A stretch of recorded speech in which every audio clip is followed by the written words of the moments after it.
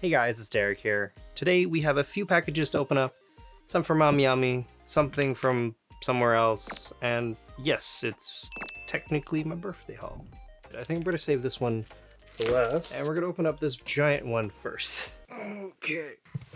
This guy over here is actually from Amiami, but doesn't have actually any Amiami branding on the outside, and that's because it is from Eastream, technically.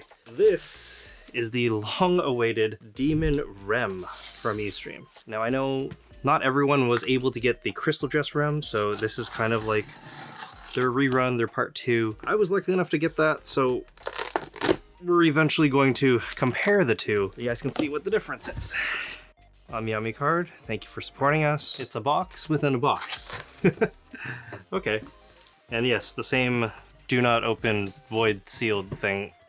Like the idle rem. How are we gonna do this?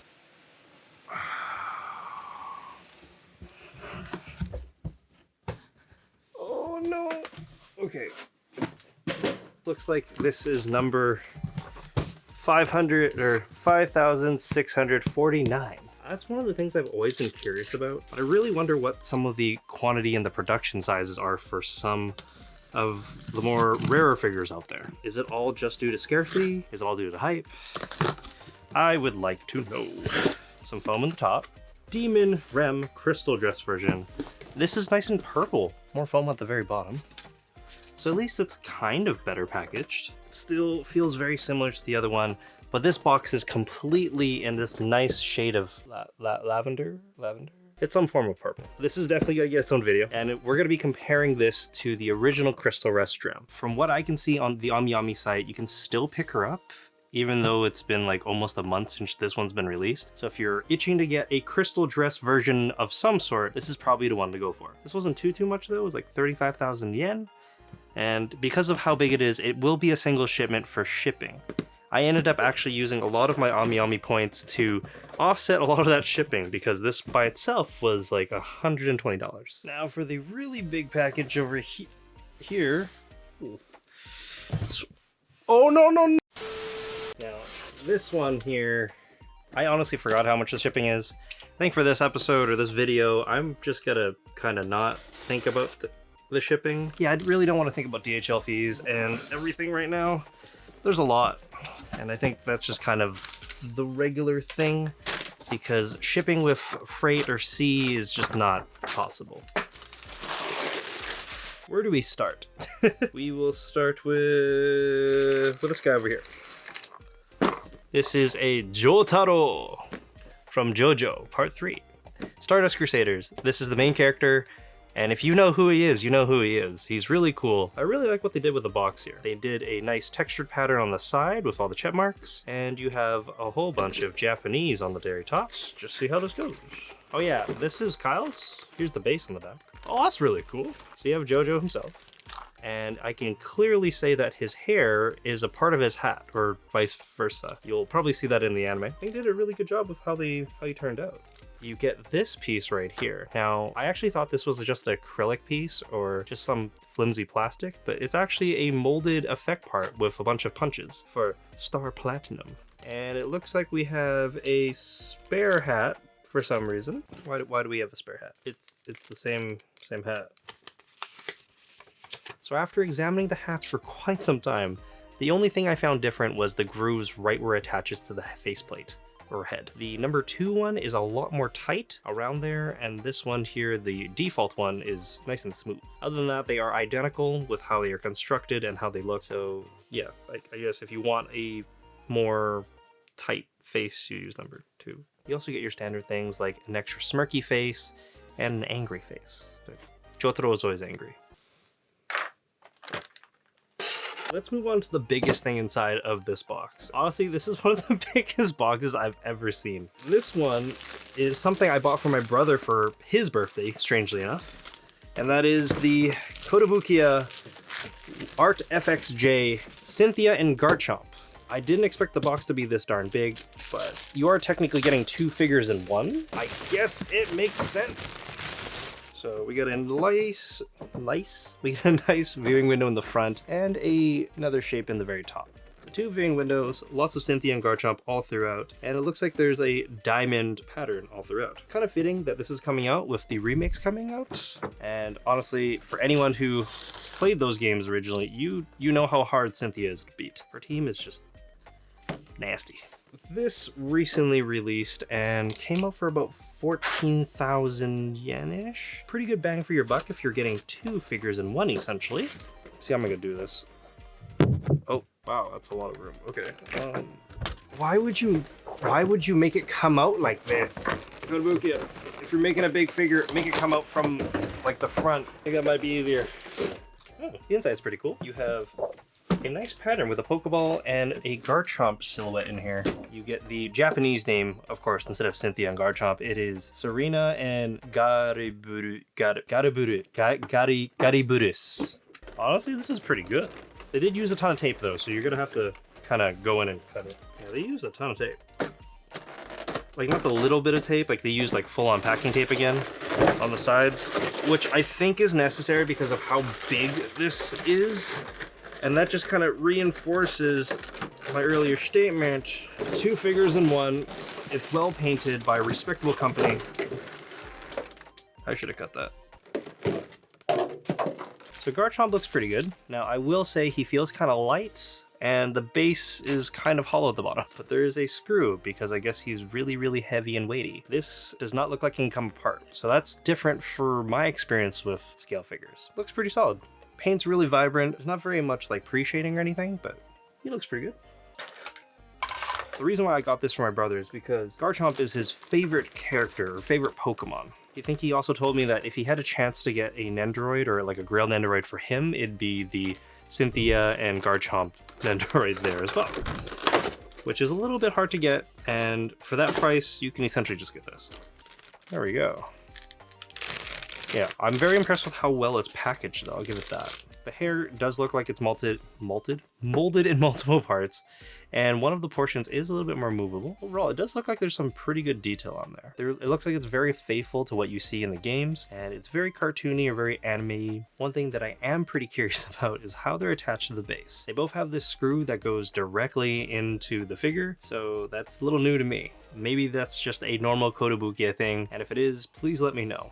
I think it's pretty cool, and it's definitely more solid than just a normal metal peg. Although I can't help but think I might want to be able to take off the base without taking out a screwdriver. You're probably going to struggle putting the packaging back into this. It's kind of difficult. Overall, very good figure, very solid, and I hope they continue making this line with more champions or fully evolved Pokemon in the future. I know they typically only do first evolutions and starters, but this is nice. Maybe give me a Lance or some of the Elite Four next. I would love to get those.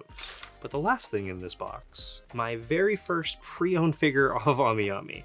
Now I normally only buy completely brand new and sealed, but I didn't want to spend that much money on this figure, so I decided to go the pre-owned route. This is a B+ for the figure itself and a B for the box. So hopefully everything looks good. They said that it's not supposed to be completely damaged or anything, no visible wear and tear. We'll be the judge of that. And that is the Happy Birthday Ram. Now I recently got the Rem and haven't fully finished that video for the review yet, but if I have this, that's a pretty good sign that it's pretty good. I will in fact though open this up and inspect to see how the B+ grading is actually. Fingers crossed this turns out closer to an A, and I don't have to worry about anything. Alright, well, she looks okay. Just doing a quick check. It looks like everything is included. We're gonna first take a look at the bouquet, and it looks pretty solid. Good, good, good. Honestly, so far so good, but like, you know, fingers crossed. The accessories or things on the side look pretty good. There is some smudging. What is that? I think that's rubbable off. Weird. I don't have my hopes up too high. I'm expecting some wear and tear, a little bit of damage, but they said none. But let's just see.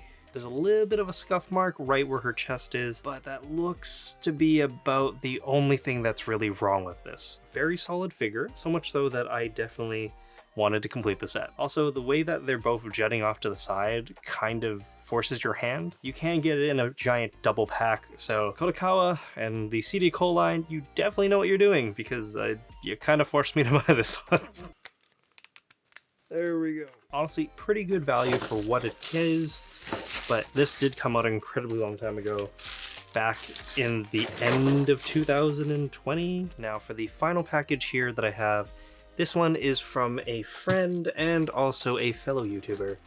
I bought this from her and she definitely took the time to package the ever-living crap out of it.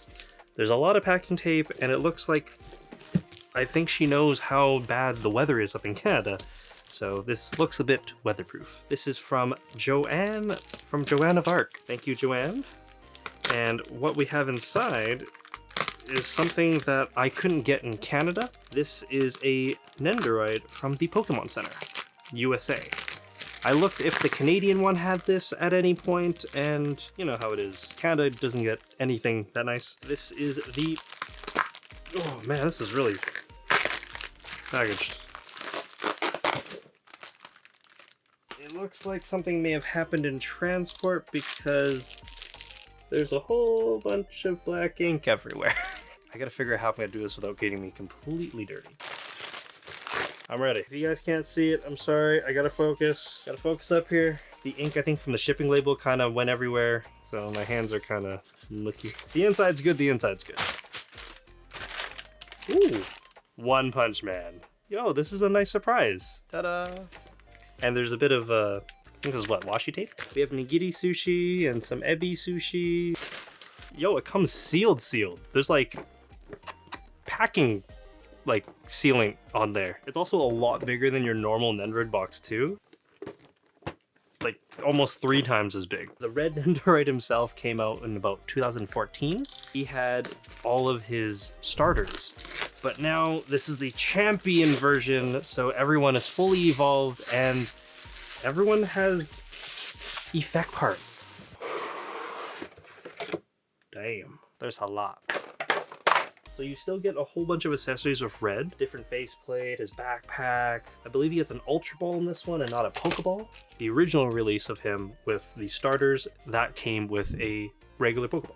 The hat splits in half and everything. But the stars of the show are definitely the Pokemon themselves. Look at this Charizard, look at this boy. I don't think his mouth can open, so you can't actually have anything coming out of his mouth. That Venusaur, looking all warty and whatnot. Looking like a mean boy, or girl, depending on which one you caught. But my favorite starter in Final Evolution is actually Blastoise, or the Squirtle evolution line. I've always liked the Squirtle evolution line the most. Something about him is just super cute. And as much as everyone loves Charizard, this guy has cannons on his shell. I love how almost everything on him is articulating and it looks really solid, you know? Like there's not a whole lot of things that move on here that look bad. It's just really solid. Please, this guy's a unit. I'm super happy with how all 3 of the Pokemon turned out. They absolutely look just spot on. And of course, red, good quality as always. Good job, good smile. I think this is a really cool pack, and if you can get it, go ahead and try to grab it. But thanks again to Joanne for letting me buy this off of her, and also for giving me this awesome new manga. I might have to start collecting these and start collecting manga as well, because the cover art and everything looks great. Thanks again, everyone, for watching the video. Please give this video a like, and if you do enjoy everything, there's more videos on the side. There's probably another haul over there. My name is Derek, and I'll see you next time. Bye.